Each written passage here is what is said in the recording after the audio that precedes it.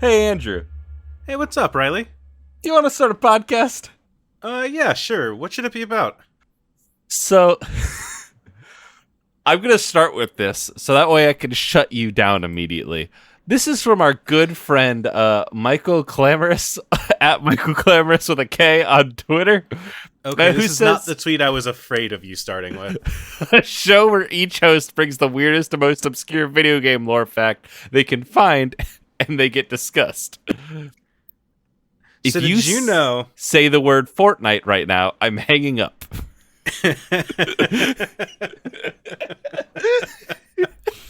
Okay, If you this is implied Fortnite too, or a popular this battle is royale, a popular cartoonish battle royale made by Epic Games that is currently fighting for our civil liberties as gamers. it's out there on the fields of gamer battle. Okay, so we just tell each other obscure lore facts.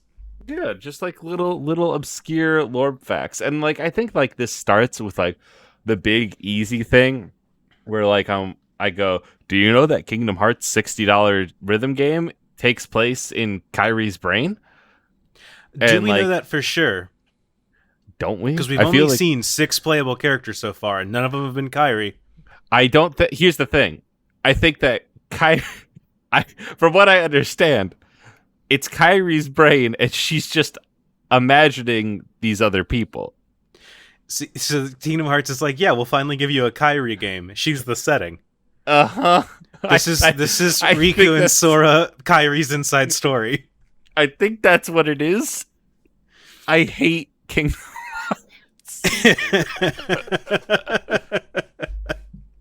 Let me hit you with a real obscure game fact. So do you know anything about Dragon Age? I don't actually. I know jack and shit about it. Okay, so the fun fact about it is that the setting of Dragon Age is a land called Thedas, Thedas, right? Okay. And the way that they arrived at this name for their setting is that they were like, well, we need a placeholder while we write out lore and stuff like that. Eventually, we'll get there, so we'll just use a placeholder for now Rookie and come mistake. around to it later.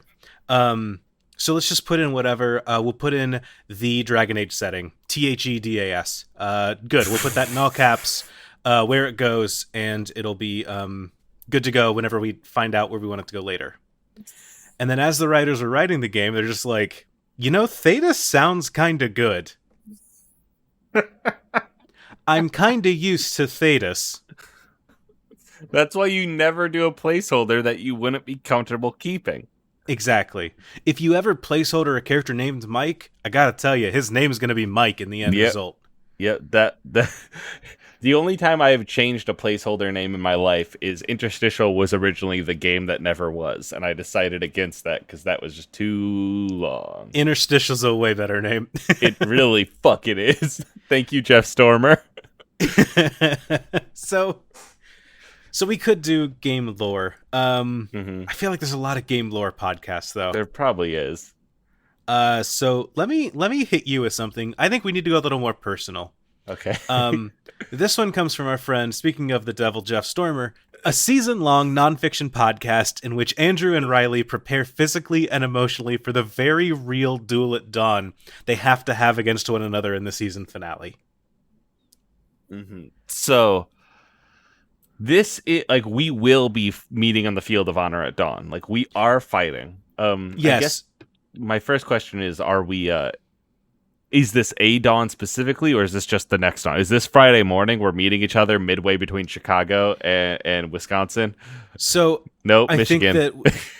think don't dox me. I think that we're going to. I think that what we're going to do is that we will we'll start the podcast now, knowing that if the podcast ever ends, one of us does have to kill each other in the final episode. Well, that was already the deal we made, so that works out great. Yeah, but the audience doesn't know that yet. So now Ah. we're planning that duel. So we don't have to set a date yet. And frankly, I don't want to. I don't like putting end dates on things. It'll happen when it has to happen. But I think that like episode 1 will be like weapon choice. Yeah, what's your weapon choice? So I don't want to do guns. Mm-hmm. Oh, no, But are I you picking also for both feel of like- us? I thought you were picking, no, picking pick for for both yourself. of us. No, pick for yourself. Oh, well, it's I'll a duel. We have to be even. I'm playing to win. Fine, the guns it is. Bring it. No, listen, I'm not bringing a firearm into this. That's the thing. Now you look cowardly because look at you. You have a gun. You thought I'd bring a gun? Yeah, but Everyone look I'll at this win coward. the duel. I'll win the duel and have all the Patreon money. I don't care. Oh, good. You won the duel against a guy with a nightstick. Look at you. Ooh. Okay, so here's the deal. The stakes of the duel is that whoever wins, we set up a Patreon in episode 1. And then that's whoever the pot. wins, that's exactly. So we want to keep this going as long as possible. But both because A, there's more money in it if we go extra months, but B, because I don't want to kill my good friend Riley. So, but like every episode, it's kind of like, okay, we're getting to the point that I could kill Riley for this. Yeah, it's a dead man's pool, but the real question is, when is that number big enough that we're gonna start doing? Like, all right, we gotta do something about this. What if? What if it's not a duel at dawn? It's literally just until the other one shows up at a doorstep and says, "Get your mic and a weapon."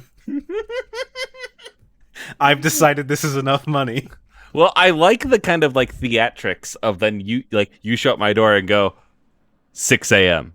and I go, okay. We have that last day to get our affairs in order, right? Yeah, we need to do a second to last episode and do tweets and like promotion and SEO and all that. Yeah, absolutely. Yeah. And so you show up with like a fucking pistol. I show up with a warhammer, and you look like a coward. And just you a box full of miniatures that you just chuck at me. Yeah. Look at all these BattleTech miniatures, and you're like, ooh. Is that a mad cat? Ooh.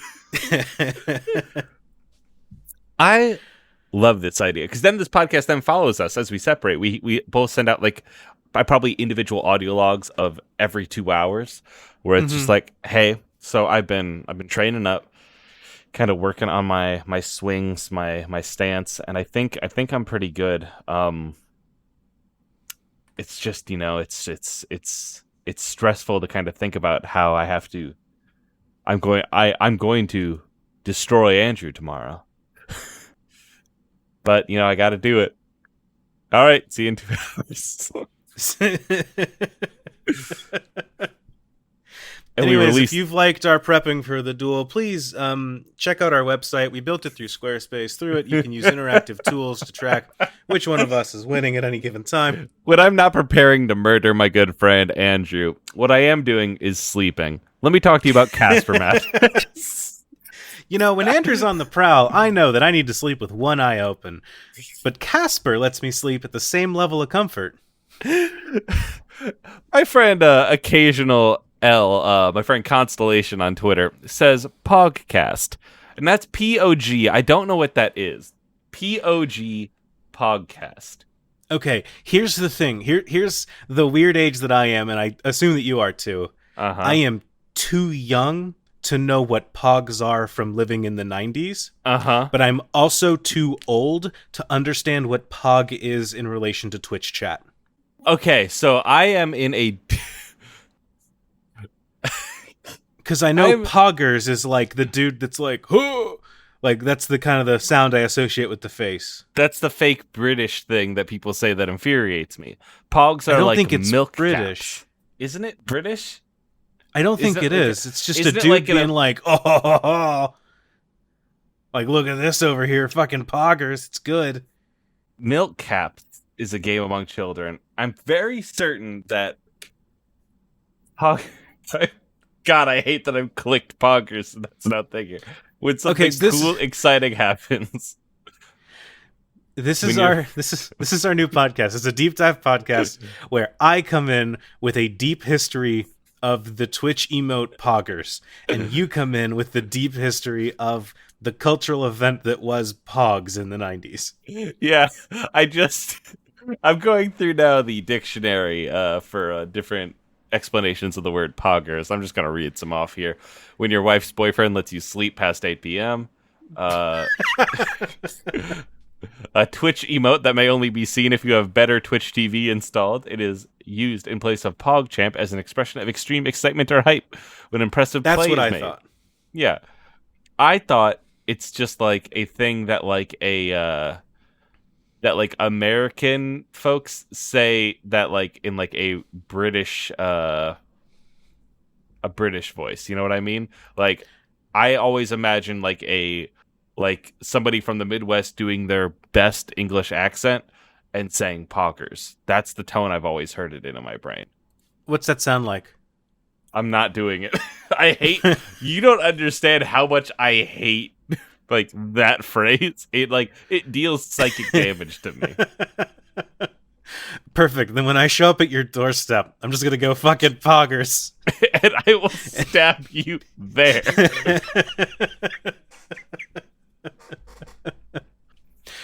All right. I have another suggestion here. Mm-hmm. This one came in from Skelly, who says a video game podcast where they only talk about the big mini game within the main game, like Chow Gardens, Triple Triad, Pizzac, etc. This is great because now I can talk about Chow Gardens. Hey Andrew, do you know they have activated Riley's secret Yep. agent sleeper code? It's my fucking trap card. Do you know there's an extended Chow Garden mod that's out for Sonic Adventure 2 Battle on PC? I did know that. You've told me this multiple times. Because it's just very nice. They add a lot of more expressiveness to the chows. They change up how much you have to grind. They add more animals. They add more paths for them to grow. It's truly the greatest thing I've ever seen. It makes me so happy. For those of you that don't know. Do you know that The Witcher 3 introduced a game mode called Gwent, in which the Witcher can take time away from dealing damage to demons and say, like, do you want to play a really bad card game? But apparently people liked the really bad card game enough that they were like, what if we just made the actual game Gwent and released it? I'm sure that's going to be an esports hit. And then, Riley, I tell you what, it wasn't. Did they really do it in hopes that there would be esports? They sure did. Riley, every advancement in gaming in the past 10 years has been, what if we could turn this into it's either, what if we could make this but Destiny, or what if we could do this but esport? The wild thing about that, hi, what's up? We're taking the mini game inside the gaming industry is esports. Okay, here we go. It's ridiculous because I feel like Destiny and esports don't make a lot of money. I feel like that's if I like started a restaurant and I was like, I hope that one day I can I can like sell concessions at a arena or something. You know what I mean? Like, so the esport thing is that if we want to get real with this, the esport thing is that as an additional side bit of revenue, I don't just make Overwatch now. I make Overwatch. I also bring in money through selling skins and shit like that, like from Overwatch in the game. But in addition to that, I can also sell ads to people that make computer parts and computer chairs. And they will pay a shitload of money because like a processor is like, oh, you don't need this to play Overwatch, but like we all know that winning and losing is done in a matter of milliseconds. Mm-hmm. So we can advertise this to your crew now. And the markup on these things are so expensive that like our ads, we can justify spending a lot of money on them. That's my understanding of the market and why you'd want to go esport. Otherwise, you go games as a service in which people are going to keep buying skins and stuff and keep playing your game and paying for expansions and shit like that long after it came out. But has anybody done that other than Overwatch and Destiny? I don't think it's ever been done. It's never been done on that same level, but it brings in more money than just selling a single player experience. Like Control will never make as much money as Destiny. That's a and it's goddamn crime. and it's not just on like player bases. It is on player bases, but it's also on just like the model. I have to build out like Destiny expansions. I don't have to build out Destiny 2 is a bad example because they did make a Destiny 2, but like that's where you want your games as a service model to go. This one's from my friend Sarah McCostumes. This got sad. I apologize. Told from the point, a podcast told from the point of view of Craig himself. For those of you that are not podcast insiders, Craig is a little bear that joins our Discord server and says, "Now recording," and then it records us talking, and then the real experience, Craig does this, and then I forget about Craig. And then I leave the call, and then Craig says, "Did you forget about me?" And I go, "Yeah, sorry, Craig." And then I let him out and escape him from this prison. And then I never download the file that he downloaded for me, and then it dies 2 weeks later.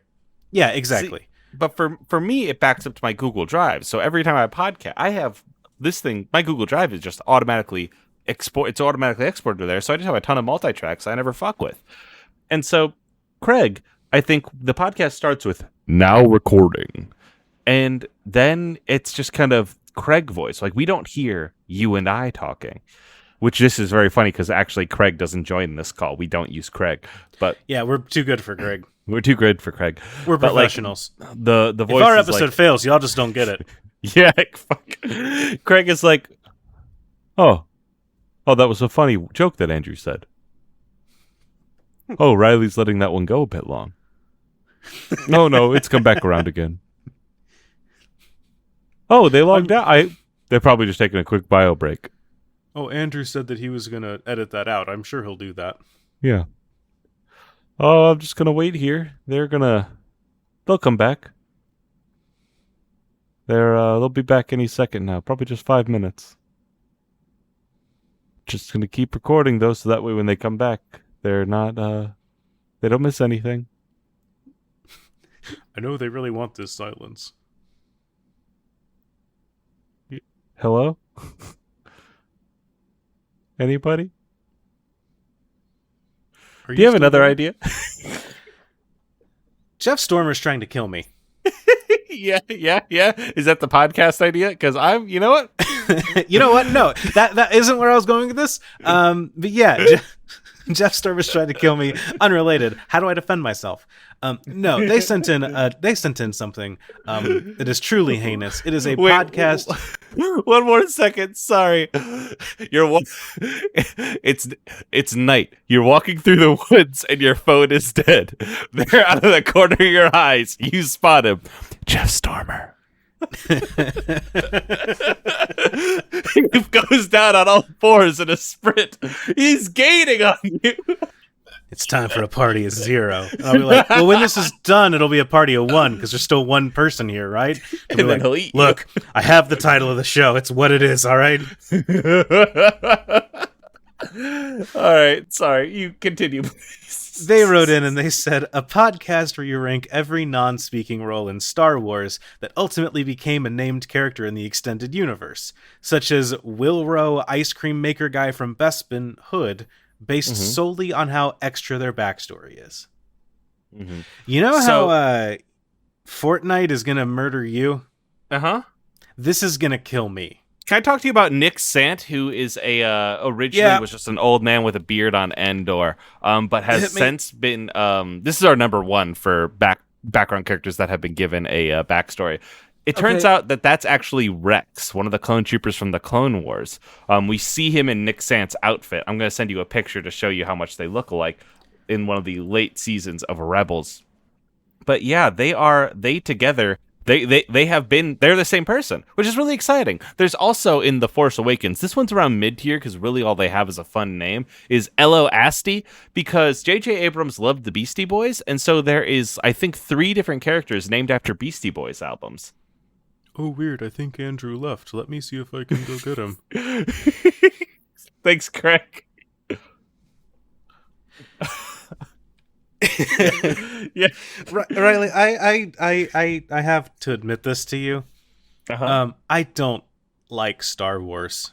I don't quite follow. Star Wars? Yeah. The thing that you love that consumes like 75% of your brain? Uh-huh. Yeah. Don't care much for it. I don't understand. I don't get it. That's okay, buddy. That's okay. Do you have a different podcast we can talk about? That's fine, champ. Another Jeff Stormer one. Sorry, a podcast where you explain mimes that don't exist, which I think was supposed to be the memes one.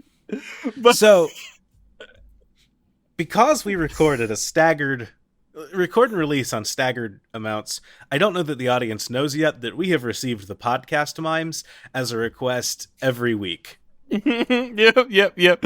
This one, though, Andrew, I think it has something special to it, because a podcast where you explain mimes that don't exist means that you have to guess what I'm describing a mime do secondhand. So I go, all right, so they've stuck their hands out in front of them, both at 90-degree angles, and they're kind of like drawing a semicircle around them. With both hands? With both hands, they're kind of like pushing away at both. Oh, okay. And so like it's at that 90-degree angle, and now they've tilted it, and they're going on top of that, pushing back in the other direction. And so they've kind of like it looks like they have some sort of surface in front of them, and they are moving their hands over it and looking very serious, and looking up and looking down and looking up and looking down. They've stopped moving. They're like a hand on their chin. They're pondering. One hand is doing a few more movements over this blank surface. Is this a pottery wheel? No. It's much too big for that. It's they've gone around their whole body. They are now like they're like leaning back, and they're like look like they're calling to somebody maybe, and like waving them over, but like and like they've stepped aside to make room for them, and they're talking and like pointing at the surface in front of them. They look like the other person looks like they're worried, and Wait, I think so there's an actual other person? No, there's not. Oh, they look like the other person looks like they're worried. Yeah, they've mimed out the other person. It looks like the fire has started, and they look worried. Oh, this seems dangerous. What's this mime's name? What's your name? They said something, but Andrew, I'm not a lip reader.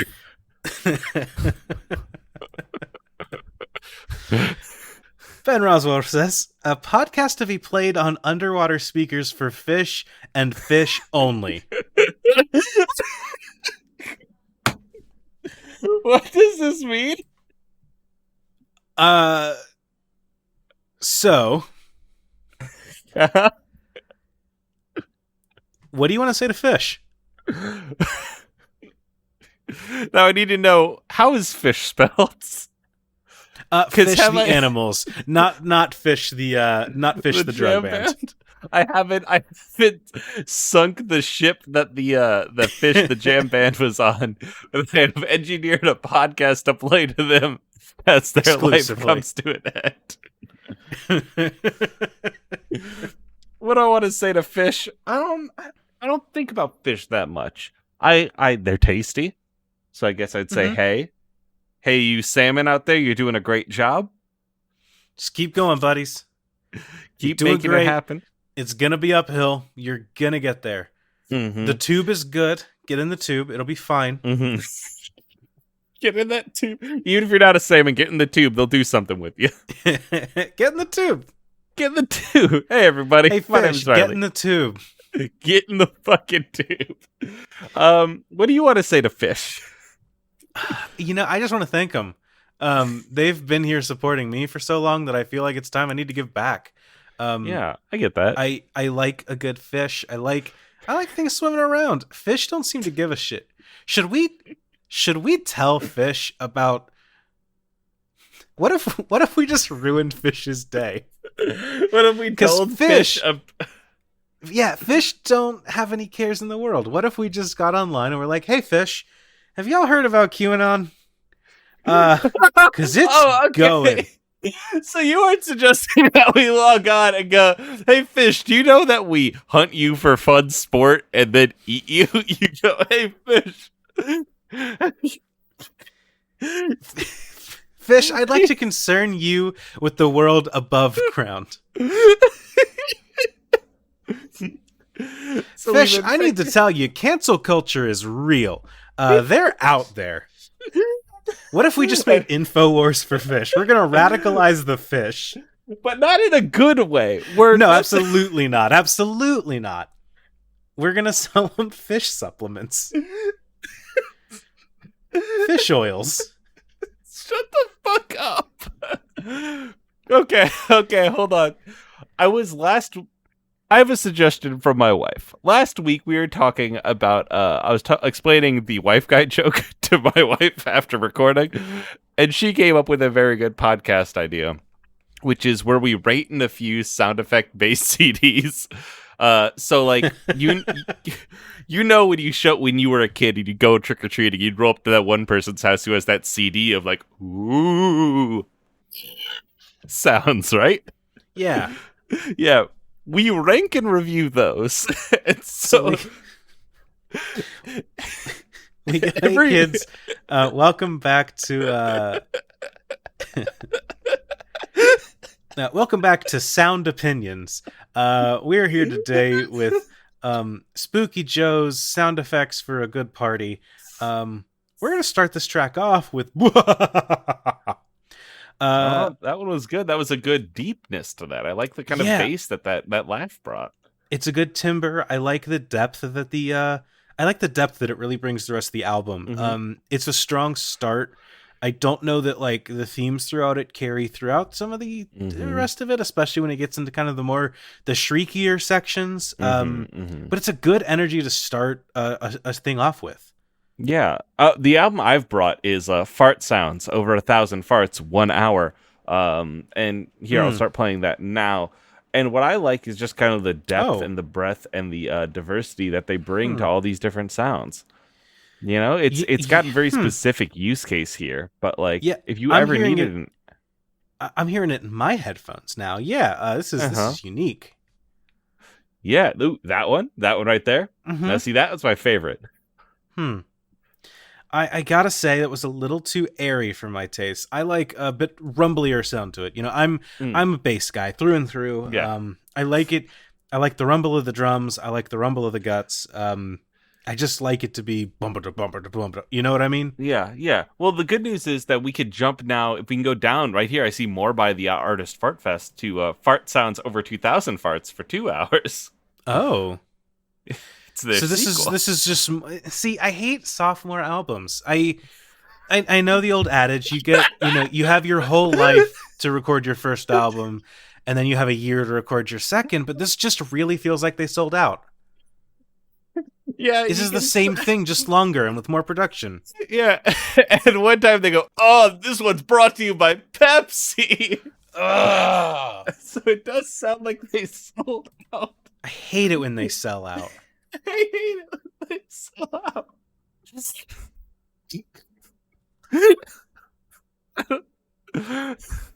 We return once again to the dreaded Jeff Stormer. The Bracket Podcast, where you rate which fast food mascots would win in one-on-one combat, victory by pinfall, submission, or knockout. Ooh, okay. Pinfall, submission, or knockout. I feel like So Colonel Sanders versus Jack in the Box. Who's your money on? How's he killing? Jack in the Box 100% wins that. Colonel Sanders is an old fucking man, Andrew. That's true. I'm not going to sit here and listen to anybody try to say that Jack would lose to like a fucking an out of shape soldier. He's going to beat his ass into the dirt. Let's make this more equitable then. Fine. We get Colonel Sanders up against Dave Thomas. Control A, Dave Thomas. It's the Wendy's guy.